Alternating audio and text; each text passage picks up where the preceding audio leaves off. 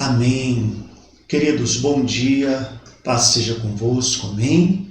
Muito feliz de estar aí com vocês nesta manhã, ainda em setembro, mês que nós declaramos não temos, né? E a gente vai iniciar aí uma nova etapa da nossa escola bíblica com outros assuntos agora. Depois tivemos 10 aulas sobre princípios bíblicos, vamos conversar agora sobre as epístolas paulinas, amém? Vamos ter como base aí um livro de Meyer Pillman, Epístolas Paulinas, que estará disponível em PDF para quem tiver o interesse de ler o livro completo também. Nossa ideia vai ser ler o livro com vocês, trocar algumas ideias, e eu sei que, infelizmente, ainda não podemos ter aula presencial e também não estou conseguindo transmitir ao vivo. Vocês vão ter que interagir pelo chat, depois dar um feedback para nós, de acordo com a sua dúvida, o assunto que você quiser compartilhar com a gente, amém? Epístolas Paulinas está aí como tema, cartas que mudarão a sua história, a sua vida, a minha, a nossa vida, amém?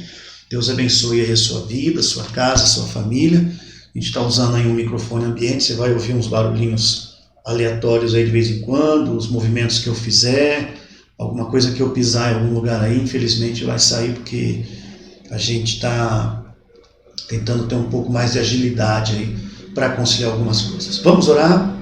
Pai, em nome de Jesus, eu agradeço a Ti por esta manhã, por estar junto com os meus irmãos, pela Escola Bíblica Quadrangular Silva Azevedo, um lugar para a sua família.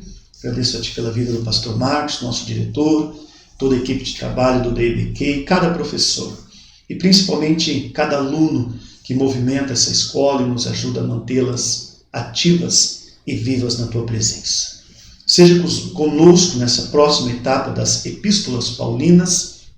Capacita-nos a um aprendizado sincero e verdadeiro, para que possamos vivenciar o Teu amor, o Teu cuidado sobre nossas vidas. Nos ensina, nos ajuda, nos direciona, Pai, em nome de Jesus. Amém? Bom, nós vamos iniciar falando aí com vocês sobre Romanos, tá bom? Deixa eu colocar aqui meu primeiro slide aqui, e a gente vai bater um papo aí sobre esses assuntos que estão postos aí diante de vocês, tá ok? Vamos lá então, colocando aqui captura de janela, melhorando aqui a minha imagem. A ideia com as epístolas paulinas é despertar aí o entendimento e a compreensão de alguns assuntos importantes e fundamentais para nós como cristãos, né? Como filhos de Deus. Eu vou diminuir bem eu aqui porque o importante é você ver aí as imagens, tá bom? Eu acho que, deixa-me ver aqui, captura de cursor, ok, não, alguma coisa aconteceu aí que não está dando certo, vamos ver aqui, vamos ajeitar aqui, aí ok, beleza, perdão irmãos, então vamos lá, iniciando aí o nosso primeiro slide das epístolas paulinas, bom? Cartas que mudaram a história da igreja em todo o mundo, cartas que mudarão a sua história e da sua igreja. A ideia é que nós estejamos preparados para termos uma vida de princípios verdadeiros e esse aprendizado nas cartas paulinas sobre a Bíblia, sobre aquilo que ela nos ensina, para nós termos uma vida bem mais dinâmica na vivência do Evangelho, do cristianismo. Esta semana alguém perguntou assim, ou comentou assim, né? A religião, ela requer... como é que é mesmo? Ela requer atitudes, hábitos, alguma coisa assim. Cristo requer o seu coração e a sua vida. Bom, eu não refutei essa pessoa, mas eu expliquei assim. Quando se fala em religiosidade, são princípios que nos tiram do amor do Pai. São ideias que nós criamos por nós mesmos. E a religiosidade é extremamente perigosa. A religião, ela é essencial e verdadeira para nos ligar a Deus, para fazer de nós pessoas que entendem aquilo que estão vivendo de acordo com o Cristo que receberam em suas vidas. Cristo é o verdadeiro e é a essência da religião em nossas vidas. Amém? Bom, nós temos aí, né, no nosso primeiro slide, algumas demonstrações aí que eu vou colocar diante de vocês. Está no livro, né, esse trecho, esse contexto dessa explicação, tá bom? Igrejas teologicamente instáveis, isso é extremamente perigoso porque falta o estudo, o aprendizado, ok? Divisões e contendas entre membros, isso é extremamente perigoso porque A gente não pode ficar tendo teorias, ideias. Quando a gente está numa igreja, nós temos que viver a palavra e acabou. E não pode ficar achando que o irmão pensa melhor, pensa de um jeito ou de outro. Temos que tomar muito cuidado com isso, ok? Pecados entranhados no seio da congregação, no seio de congregações desencorajadas. Isso é extremamente perigoso porque quando nós não regemos os princípios bíblicos em nossas vidas, o pecado domina, o pecado comanda, ele se entranha nas nossas vidas e complica tudo. Amém? Falsos apóstolos, lembrando que isso desencoraja a igreja. Falsos apóstolos, doutrinas estranhas, temos que ser cuidadosos com isso. Heresias, amém? A gente tem que ficar esperto com as heresias, por isso os princípios que nos regem têm que ser de acordo com a palavra de Deus, com a vivência cristã que nós temos, amém? E nesse contexto eclesiástico do primeiro século foi que Paulo escreveu a maior coleção de conselhos e doutrinas dirigidas às igrejas então existentes, que serve para nós hoje, amém? 20 séculos depois, ainda serve para mim e para você. Temas profundos e fascinantes são abordados de forma enérgica e contundente, ok? E nós vamos iniciar com Romanos. Estou aqui com a minha Bíblia, Devocional do Homem, e ela tem assim, Romanos: Deus é justo, essa justiça se revela em seu plano justo de salvação e em sua maneira justa de lidar com o mundo. Deus articulou um plano de salvação para os judeus e os gentios. Ele enviou seu Filho do céu para morrer pelos pecadores do mundo. Todos os que confiam em Jesus serão salvos, olha que coisa linda, e começarão a refletir a justiça e o poder de Deus, bem como o poder divino sobre o pecado. Olha só, vamos ler isso de novo. Todos os que confiam em Jesus serão salvos. Vamos ver onde está isso? Romanos, capítulo 10, vamos chegar lá, né? Vai se adiantando um pouquinho. Versículo 9, ele está citando aqui. Se você confessar com a sua boca, uma passagem muito conhecida, que Jesus é Senhor e crer em seu coração que Deus ressuscitou dentre os mortos, será salvo. Fácil, né? O primeiro passo é extremamente simples, mas precisa haver quebrantamento, uma entrega, e essa é a confissão, amém? Porque tem que estar no coração para que ele possa dizer com a boca. Agora veja que interessante, todos os que confiam em Jesus serão salvos e começarão a refletir a justiça e o poder de Deus. É isso que os princípios bíblicos, é isso que as epístolas paulinas vão nos induzir a fazer. Começar a refletir os princípios bíblicos, a justiça, o poder de Deus, bem como o poder divino sobre o pecado. Amém? E em Romanos nós vamos estudar alguns assuntos muito interessantes, tá bom? E aí você começa aí, o plano da salvação, dos capítulos 1 ao 4. Leia os capítulos 1 ao 4. Não vai ter como a gente ler esses 4 capítulos durante a aula, é muito pouco tempo na aula. Mas o meu convite para você é ruminar esses capítulos, estudar esses capítulos, refletir, não ficar esperando, não fazer de conta que só entrou na aula e viu alguma coisa, meu irmão. Quem ganha é você. Eu estou extremamente sobrecarregado, eu estou extremamente cansado e exausto, mas eu não posso parar e deixar de servir você. Amém? Eu estou preparando a sexta-feira para vir para cá para a igreja, estudar um pouco, preparar algumas coisas, organizar algumas coisas e preparar essa aula. Não há nenhum outro professor, não há nenhuma outra voluntariedade para isso, ok? Pastor Marcos está se empenhando ao máximo para tentar fazer com que tudo se retorne presencial para aqueles que quiserem retornar. Mas enquanto isso vai ter que ser eu passando para você essas informações. O que eu quero dizer para você é o seguinte, querido, preste bem atenção. Se empenhe no aprendizado da palavra de Deus. Tá? O plano da salvação. Por que eu vou aprender sobre o plano da salvação? Para ensinar as outras pessoas. 2 pessoas me pediram um livro e eu enviei o livro. Amém? Você não é obrigado. E por favor, não peça o livro só por pedir. Peça se você tiver tempo, se você realmente desejar estudar e aprender. Nós vamos pincelar alguns trechos do livro durante as aulas e vai longe essas aulas. Provavelmente faremos algumas presenciais. Eu vou tentar fazer algumas aulas presenciais também, se algum aluno desejar estar comigo. Vamos lá, se eu fosse fazer presencial, você estaria aqui na igreja? Você pode responder aí no chat, o pastor Marcos está acompanhando, estamos soltando aí em 2 horários distintos, o YouTube e o Facebook, mas se fosse presencial, você estaria presente aqui comigo? com o pastor Marcos, com a equipe da Escola Bíblica, amém? Então vamos lá, o plano da salvação, texto de Romanos capítulos 1 ao 4, não é versículo 1 ao 4, é capítulos 1, 2, 3 e 4. Romanos é uma resposta lógica, detalhada e inspirada a essa pergunta. Que pergunta? Quando você abre o livro logo no comecinho, meu cursor está aparecendo aí, né? Quando você abre o livro logo no comecinho, há uma pergunta, logo no primeiro capítulo, que fala sobre o plano da salvação. Quem está fazendo essa pergunta, né? Vamos lá. Jó perguntou, como justificaria o homem para com Deus? Jó capítulo 9, versículo 1. Filipos, né, o carcereiro, o que é necessário que eu faça para me salvar? Atos 16:30, perguntou o carcereiro de Filipos. Esses dois homens deram expressão a uma das mais importantes perguntas que se pode fazer. Como o homem pode ficar de bem com Deus e ter a certeza de sua aprovação? Né? Isso é interessante. Romanos é uma resposta lógica, detalhada e inspirada a essa pergunta. O tema do livro acha-se em Romanos 1, 16 e 17. Vamos ler isso? Abra aí a sua Bíblia. Pastor Marcos, alguém anote aí, por favor. Não me envergonhe do Evangelho, porque é o poder de Deus para a salvação de todo aquele que crê.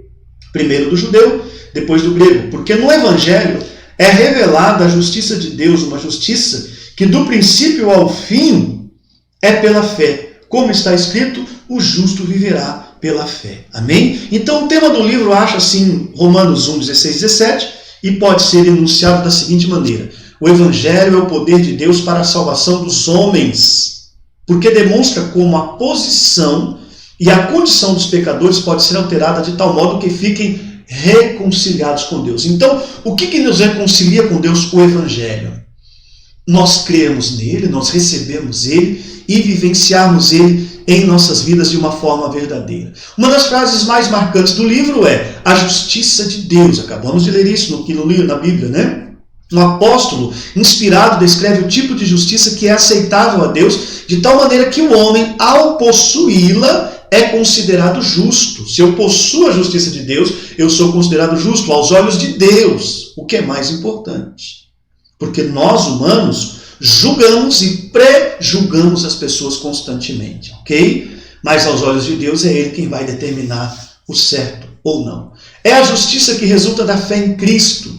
Essa doutrina é primeiramente declarada em Romanos 3, 21 ao 26. Né? Alguns trechos vamos conseguir ler. A justiça por meio da fé. Olha que coisa linda. Mas agora se manifestou uma justiça que provém de Deus, independente da lei, da qual testemunharam a lei e os profetas. Justiça de Deus mediante a fé em Jesus Cristo, para todos os que creem. Não há distinção. Isso é lindo demais, irmãos. Pois todos pecaram, estão destituídos da glória de Deus. Eu pequei, todos nós pecamos, ok? Sendo então justificados gratuitamente por sua graça, por meio da redenção que há em Cristo Jesus. Deus o ofereceu como sacrifício para propiciação, mediante a fé, pelo seu sangue, demonstrando a sua justiça. Em sua tolerância, havia deixado impunes os pecados anteriormente cometidos, mas no presente demonstrou a sua justiça a fim de ser justo e justificador daquele que tem fé em Jesus. Parece-me que tudo leva a Jesus Cristo. E a nossa justificação está nele. Amém? Então, de acordo com o livro, nós temos aí assim, olha, o apóstolo inspirado descreve o tipo de justiça que é aceitável a Deus, de tal maneira que o homem, ao possuí-la, é considerado justo aos olhos de Deus. É a justiça que resulta da fé em Cristo. Essa doutrina é primeiramente declarada e depois ilustrada. Ok? Nós vamos então verificar isso, a joia. Esse aprendizado que faz parte da nossa vida está assim, ó. Romanos é uma resposta lógica e detalhada inspirada a essa pergunta. O tema do livro, acha-se em Romanos 1, 16 e 17, pode ser enunciado da seguinte maneira. O Evangelho é o poder de Deus para a salvação dos homens, porque demonstra como a posição e a condição dos pecados pode ser alterado de tal modo que fiquem reconciliados com Deus. Uma das frases mais marcantes do livro é a justiça de Deus. Ok? O plano da salvação, então, está assim. A doutrina declarada, né? E a doutrina anunciada. Nós vamos ver essa postura no livro, tá bom? Se você tiver aí, por exemplo, na página 6, tá? A doutrina declarada e a doutrina ilustrada. Nós vamos estudar isso juntos e vamos conversar sobre isso juntos, ok? Vamos lá então, colocando os tópicos aí diante de vocês. Primeiro, sua natureza, ok? A doutrina declarada, Romanos 3, 21 e 26, estude as seguintes verdades com respeito à justiça de Deus. Vamos lá. Sua natureza, seu relacionamento com a lei, sua revelação, sua apropriação, seu escopo, que é o alvo, o objetivo, sua concessão, sua origem, sua base, seu método, sua vindicação. Aí no final de tudo ele diz, a cruz de Cristo proclama que Deus nunca foi indiferente para com os pecados humanos e nunca será. Amém, queridos? Vamos lá então ao livro, manuseando aí. Bom, deixa eu fazer o seguinte, vamos voltar, vamos manter os slides aqui de acordo com, vamos lá, colocando no 1, vamos tentar ver até onde a gente consegue chegar aí sem correria, tá bom? Não tem necessidade de correr, não tem por que se desesperar, correr, querer dar uma aula corrida, aquela coisa toda. Não há necessidades disso, amém? Eu pelo menos acredito que não. Então nós temos aí no livro, na página 6, a doutrina declarada, né? Romanos 3, 21 e 26, nós acabamos de ler, e ele vai dizer assim, estude as seguintes verdades com respeito à justiça de Deus. Por que ele está falando estude? Porque esse livro é uma série de estudos, né? Uma série de um esboço bíblico, que muitos pregadores e muitas pessoas que podem vivenciar isso no seu dia a dia, no seu aprendizado da palavra de Deus. Ok? Item 1. Sua natureza. Paulo demonstra que todos os homens precisam da justiça de Deus porque a raça inteira pecou. Os gentios estão sob condenação e os vários degraus da queda são facilmente perceptíveis. Tempo havia quando conheciam a Deus. Mas, veja que interessante, mas, né, vamos devagar aqui para nós não correr, né? Mas por causa da sua negligência, quanto a adorá-lo e servi-lo, suas mentes ficaram obscurecidas. Ok? Então nós estamos falando de sua natureza. Paulo demonstra que todos precisam da justiça de Deus, ou seja, porque todos pecaram. Tá? Aí a gente tem aí, ó, a cegueira espiritual levou-os à idolatria, a idolatria levou à corrupção moral. Estão sem desculpas, porque existe para eles uma revelação de Deus na natureza, porque a sua natureza é pura, é verdadeira, e tem uma consciência de que aprova ou desaprova suas ações. O judeu também faz já sob a condenação. Por certo, ele pertence à nação escolhida, tendo conhecido a lei de Moisés durante séculos, mas tem violado essa lei em pensamento, em atos e em palavras. Paulo encerra de vez seu pronunciamento sobre a condenação da raça humana com as seguintes palavras. Ora, está em Romanos 3,19. Nós sabemos que tudo que a lei diz aos que estão debaixo da lei, o diz para que toda a boca esteja fechada e todo mundo seja condenável diante de Deus. Por isso, nenhuma carne será justificada diante dele pelas obras da lei, porque pela lei vem o conhecimento do pecado. Qual é a justiça que o homem necessita tão urgentemente? Olha que pergunta forte. A palavra significa ser justo, reto, certo. Às vezes descreve assim o caráter de Deus, livre de imperfeições e de injustiça. Quando a palavra se aplica ao homem, significa o estado de estar certo com Deus. Então, qual é a sua natureza? Estar certo com Deus. Ser justificado, voltar ao original. Lembra que nós aprendemos em Preparados, né? Voltando às raízes, ao original daquilo que Deus fez sobre sua vida. Amém? Justo, originalmente tem o significado de ser reto, em conformidade com um padrão ou regra. Um homem justo, portanto, é um homem cuja vida está em linha reta com a lei de Deus. Se, porém, descobre, ao invés de ser reto, ele é perverso, literalmente torto, e sem a possibilidade de se endireitar a si mesmo, então precisa da justificação. Essa é a operação de Deus. Então, qual é a natureza dessa justiça? Tornar o homem justo. Ok? Essa revelação é extremamente importante. Ok? Vamos ao relacionamento com a lei, item 2.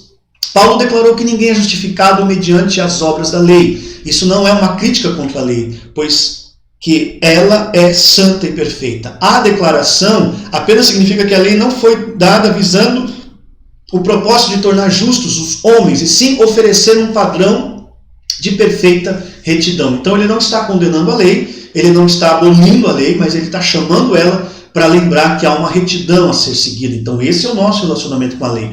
A lei pode ser comparada a uma fita métrica, que pode indicar o comprimento de um corte de um tecido sem porém aumentá-lo, ou a uma balança que pode indicar o nosso peso sem porém nada acrescentar a ele. Porque pela lei vem o pleno conhecimento de pecado. O Dr. Jenner não inventou a varíola, e o Dr. Pasteur não inventou a hidrofobia. Esses dois simplesmente definiram a presença dessas doenças, revelaram a sua natureza e expuseram as verdades com respeito a elas.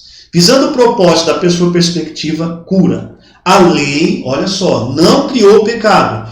Foi dada para revelar a sua presença, a sua natureza e a sua culpabilidade, a fim de que o remédio seja receitado por Deus. Ou seja, nosso relacionamento com a lei é perceber a retidão que temos que andar. Tudo bem até aí? Vamos ao item 3. Sua revelação. Falamos sobre sua natureza, que é justa. Nosso relacionamento com a lei quer levar essa retidão às nossas vidas, entendermos que temos sim uma vida de pecado, tá? E a sua revelação. Aí ele vai dizer assim, mas agora se manifestou sem a lei a justiça de Deus. Note a palavra agora. Para Paulo, todo o tempo se divide em dois períodos, então e agora. A vinda de Cristo abriu um novo capítulo no modo de Deus se haver com os homens. Durante inúmeros séculos, os homens tinham pecado e aprendido a impossibilidade de vencer seus próprios pecados. Agora, porém, Deus revelou clara e abertamente o caminho. Muitos israelitas, cônscios da sua necessidade, sentiam que devia haver uma maneira de se receber a justificação, independente da rigorosa observação de toda a lei. Por quê? Afinal, o homem pecaminoso nunca poderia observá-lo perfeitamente. Sentiam que devia existir uma justiça que não depende inteiramente das suas próprias obras e esforços. Olha que interessante, é a revelação, né, da doutrina, a doutrina declarada. Amém? Ela foi declarada, revelada a nós. Sentiam que devia existir uma justiça que não dependesse inteiramente das suas próprias obras e esforços. Em outras palavras, ansiavam pela redenção e pela graça. E Deus lhes deu a certeza de que tal justiça seria revelada. É por isso que Paulo fala a justiça de Deus sem a lei, tendo o testemunho da lei, dos profetas. A lei de Moisés foi dada para fazer o homem sentir o quanto necessita da redenção. Ou seja, a sua natureza é que nós nos tornemos justos, o nosso relacionamento é perceber o nosso pecado, a sua revelação está em nós entendermos que necessitamos de redenção. Ele sugere a sua leitura de Gálatas 3, 19 ao 26. Se você puder ler, leia, não deixe de ler. Você que está recebendo essas indicações, você vai lendo para você participar e vivenciar. Vamos falar então da apropriação, vamos nos apropriar disso. Sendo que a lei não poderá justificar, a única esperança do homem é a justiça sem a lei. Olha só, não uma justiça contrária à lei, nem uma religião que nos permita pecar, e sim uma mudança de posição e condição produzida à parte da lei. Ou seja, existe essa lei que nos conduz, tente entender bem isso, a um caminho de santidade. A nossa apropriação dessa doutrina declarada nos faz tornar-nos santos e justos diante de Deus. Porque método isto é levado a efeito. É a justiça de Deus, ou seja, uma justiça que Deus dá. É uma dádiva. Porque o homem não tem a capacidade de desenvolvê-la ou operá-la. Se é uma dádiva, devemos aceitá-la. Como? Pela fé em Cristo. Então a nossa apropriação é pela fé em Cristo. A fé é a mão que humildemente aceita o que Deus oferece. A salvação que se recebe é uma dádiva não merecida, um salário pelo qual não se trabalhou. Não seria, porém, mais de acordo com a dignidade humana se o homem pudesse trabalhar para produzir a sua própria salvação. Olha que interessante, Deus já fez tudo por nós, amém? Do ponto de vista de Deus, o ser humano decaído, olha que interessante, não possui dignidade alguma, não tem a capacidade de acumular uma suficiência de bondade para comprar a salvação. Por isso, nenhuma carne será justificada dele pelas obras da lei. Então, a nossa apropriação é pela nossa fé em Cristo, ok? Temos a sua natureza, temos o seu relacionamento, temos a revelação e nos apropriamos dela. Lembre que a natureza mostra que realmente precisamos ser justos. O nosso relacionamento com a lei é enxergar o nosso pecado. A revelação diz que redimidos seremos E redimidos seremos nos apropriando, tendo fé em Cristo, ok? Seu escopo, que é o alvo. Essa justiça é para todos, e sobre todos os que creem, porque não há diferença. Deus não faz distinção quanto à nacionalidade da pessoa, nem quanto à sua posição social, nem quanto a qualquer outro aspecto. A dádiva divina, a justiça que Deus oferece é realmente para toda pessoa que crê. Irmãos, isso é fantástico. Porque todo aquele que crê, invocar o nome do Senhor será salvo. Porque todos pecaram e destituídos estão da glória de Deus. Não há distinção entre homens no que diz respeito ao pecado, ou seja, no fato de que todos serem pecadores, embora haja diferença entre os tipos de pecados. A glória de Deus aqui significa o caráter de Deus, e o caráter de Deus é o padrão para o comportamento humano. Todos fracassaram ao serem medidos contra esse padrão. A glória de Deus é o fim para o qual a vida humana foi designada. A salvação nos coloca no trilho que vai avançando para esse destino, que é o nosso alvo principal, rumo ao céu. A gente tem que trabalhar para nos mantermos nesse trilho. A Igreja Quadrangular usa o trilho, por exemplo, do crescimento, que tem a ver sobre princípios de ensino, para manter as pessoas alinhadas de acordo com a vontade de Deus. Amém? A lei nos convence da realidade da nossa carência, do nosso fracasso, mas nenhum poder possui para nós, nos fazer ficar à altura do padrão de Deus, do padrão que Deus nos deu. Será que Deus não faz qualquer distinção entre a pessoa que vive uma vida respeitável de moralidade, o viciado que faz no lamaçal, que jaz no lamaçal da iniquidade? O Dr. Molle responde: o adúltero, o mentiroso, o assassino carecem da glória de Deus, mas eu e você também. Talvez aqueles que estejam no fundo de um poço e você no topo de uma montanha, você, porém, não tem possibilidade de tocar as distantes estrelas do que eles. Amém? Ou seja, o que ele está dizendo? Que todos são pecadores, que todos precisam dessa salvação. Por isso o alvo, o escopo dela é a justiça para que todos os que creem no Senhor. Ok? O 6, sua concessão. Olha aí, para quem ela é concedida? Sendo justificados. A palavra justificar é uma expressão judicial que significa pronunciar inocente e justo. Então ele nos dá essa concessão para nos justificar. Que coisa linda, meu Deus, muito obrigado. No seu emprego no Novo Testamento significa ainda mais do que perdoar o pecador e remover a condenação. Significa também colocar o culpado na situação de um homem justo. Quem pode fazer isso é só o Todo-Poderoso. Coisa linda, não é verdade? Um governador de um estado pode perdoar um criminoso, mas não pode restaurar a posição de quem nunca violou a lei. Deus, no entanto, pode fazer ambas as coisas. Apaga o pretérito com os pecados então cometidos e depois age para com a pessoa como se nunca na vida tivesse praticado um erro. Ninguém diz que um criminoso é um homem bom ou justo. Quando, porém, Deus justifica o pecador, declara-o justificado, portanto, justo aos olhos dele. Do que estamos falando? Ele concede isso àqueles que o buscam. Olha que coisa linda. Amém? Esse tópico é extremamente importante porque somos justificados. Encontramos a natureza, o relacionamento com a lei, encontramos a revelação, nos apropriamos dela, o alvo são todos nós e a concessão dela é para sermos justificados. Amém? Aí o 7, ele tem uma origem, gratuitamente pela graça. Ou seja, essa doutrina declarada diz que a origem é gratuitamente pela graça. Os homens nada possuíam para comprar sua própria justificação. Absolutamente nada. Ok? Absolutamente nada. Olha aí que coisa interessante. Aí ele vai dizer assim, vamos lá, continue comigo. Deus não poderia reduzir o nível da sua justiça para aquilo que os homens podem galgar. E os homens não poderiam subir até as alturas das exigências de Deus. Ele, portanto, graciosamente deu a salvação de graça. Gratuitamente pela sua graça. A graça é o favor divino mostrado aos que não merecem. A salvação mediante a graça remove dois perigos. Primeiro, o desejo de alguém se justificar a si mesmo mediante seus próprios esforços. Eu não consigo. Ok? E segundo, o temor das pessoas quando a serem fracas demais para serem justificadas. Ok? Vamos lá. Estamos indo bem, estamos indo tranquilo. Vamos ao item 8. Vamos lá. Sua base, ok? Sua base. E aí, considerando que a base, como é que Deus pode chamar o pecador de justo e tratá-lo como homem virtuoso? é porque Deus lhe dá a justiça. Surge a pergunta, porém, é certo dar o título de bom e justo a quem não mereceu? Foi Jesus quem obteve o título para o pecador, para que possa ser chamado de justo pela redenção que há em Cristo Jesus. Ou seja, a base é o que Cristo fez por nós. A redenção é a libertação total obtida mediante o preço pago. Libertação da penalidade do pecado, do poder do pecado, da presença do pecado.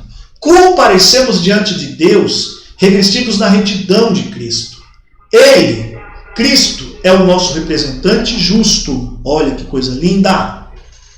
E nós, que nele confiamos, participamos da justiça dele.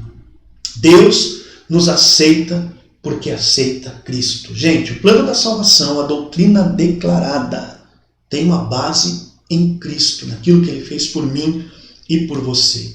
E os dois últimos tópicos, seu método, ao qual Deus propôs para a propiciação pela fé no seu sangue. Qual é o método? A fé. A propiciação é um sacrifício ou uma dádiva que afasta a ira de Deus, fazendo, olha que coisa linda, fazendo com que seja misericordioso, e favorável para com o pecador. É o que compra o favor de Deus, meu Deus, que coisa linda, para com os que não merecem. Cristo morreu a fim de nos salvar da justa ira de Deus, de obter para nós o favor divino. Então, quando a gente fala sobre a doutrina declarada, estamos falando de um método que é praticamente infalível, porque Jesus fez tudo por mim e por você. Amém? E aí, por último, temos a sua vindicação, né? Para demonstrar a sua justiça pela remissão dos pecados, danos cometidos sobre a paciência de Deus. Parecia em épocas passadas que Deus deixava de punir devidamente os pecados das nações, que os homens pecavam sem receber a justa paga pela sua maldade. Quantos de vocês já não ouviram essa pergunta? Por que Deus deixava isso acontecer ou deixa isso acontecer? É interessante isso, né? E assim surge a pergunta, Deus não tomava conhecimento do pecado? A crucificação, porém, revelou a hediondez do pecado, demonstrando qual a terrível penalidade para ele. Olha aí que interessante, o preço para o perdão. Aí eu marquei aí para vocês. A cruz de Cristo proclama que Deus nunca foi indiferente para com os pecados humanos e nunca o será. Deus provou sua ira contra o pecado mediante sua punição aos gentios e ao povo em muitas ocasiões, deixando, porém, de aplicar a totalidade que seria causada a destruição total da raça humana inteira. Em grande parte deixou impunes os pecados dos homens. Muitas pessoas interpretavam isso como sinal de que Deus não teria a inclinação nem a autoridade para puni-los. Quando Deus entregou Cristo à morte, demonstrou, preste bem atenção, que sua tolerância tinha em vista a sua perfeita justiça. Ok? Perfeita justiça que seria satisfeita por Cristo. Estamos falando do quê? A vindicação. Amém? A doutrina declarada através de uma vindicação. Que Jesus morreu em prol dos homens é uma verdade bastante conhecida, mas é também a verdade que Jesus morreu em prol de Deus, ou seja, para vindicar a justiça de Deus. Aí se resume esse último tópico, ok? Para a demonstração da sua justiça nesse tempo presente, para que ele seja justo e justificador daqueles que têm fé em Jesus. Deus é justo, portanto tem que punir o pecador. Deus é misericordioso e deseja perdoá-lo. Em outras palavras, quer ser justo e também justificador. O problema foi resolvido no Calvário, quando o próprio Filho de Deus tomou sobre si a penalidade merecida pelo pecador, fazendo assim com que seja possível que Deus seja justo e misericordioso ao mesmo tempo. A misericórdia é a verdade, encontrar a justiça e a paz. Olha que interessante. A misericórdia é a verdade, se encontrar a justiça e a paz se beijar. Salmo 85, versículo 10. Facilmente se entende que Deus é justo quando pune e misericordioso quando perdoa. Mas é difícil entender como Deus pode ser justo no seu ato de justificar os culpados. O Calvário soluciona o problema. O que essa última frase quer dizer? Que nós, muitas vezes, achamos que não tem jeito, não tem solução. Mas em Cristo tudo se resolve. Em Cristo tudo caminha para que seja feito em nossas vidas. Amém? Continuamos depois a doutrina ilustrada do capítulo 4, versículo 1 ao 8, né? Ele manda Abraão, Davi, ele vai colocando as suas palavras diante de nós, ensinamentos práticos. Nós vamos deixar isso para semana que vem, porque já deu aí o meu tempo, porque daqui a pouco vai começar aí o culto, né, da melhor idade aí, tá ok? Mas a doutrina ilustrada vai nos ensinar aí de uma forma linda, né? Podemos imaginar um ouvinte judeu, o apóstolo exclamando indignado: ensinar que o homem pode ser justo independente da lei é a mais avançada heresia. A lei é o próprio fundamento da moral e da religião.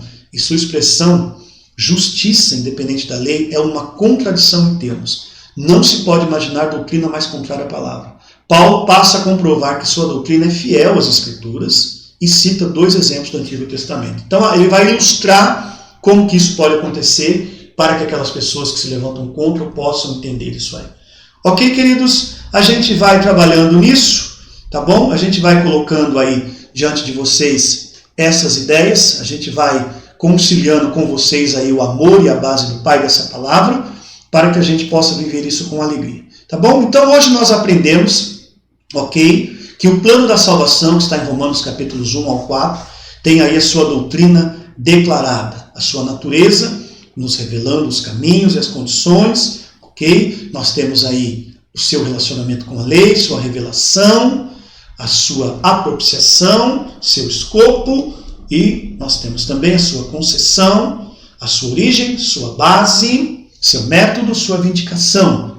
E, por final de tudo, a cruz de Cristo proclama que Deus nunca foi indiferente para com os pecados humanos e que nunca o será.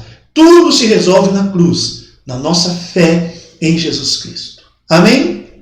Diz aí se você entendeu, se ficou claro, se corrige mais, para a gente poder melhorar aí nas próximas aulas. Amém? Pai, abençoa cada um dos nossos alunos, vidas que estão participando dessa aula, epístolas paulinas.